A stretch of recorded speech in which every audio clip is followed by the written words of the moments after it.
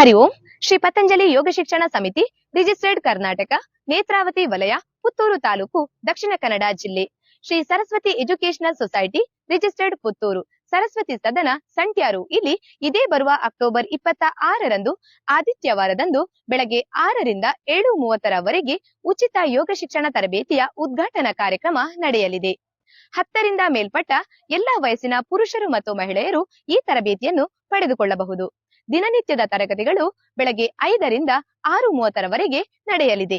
ಉದ್ವೇಗ, ಏಕಾಗ್ರತೆ, ನಿದ್ರಾಹೀನತೆ, ಗಂಟು ನೋವು, ಇನ್ನೂ ಹಲವಾರು ಸಮಸ್ಯೆಗಳಿಗೆ ಅತ್ಯುತ್ತಮ ಔಷಧ ಯೋಗ.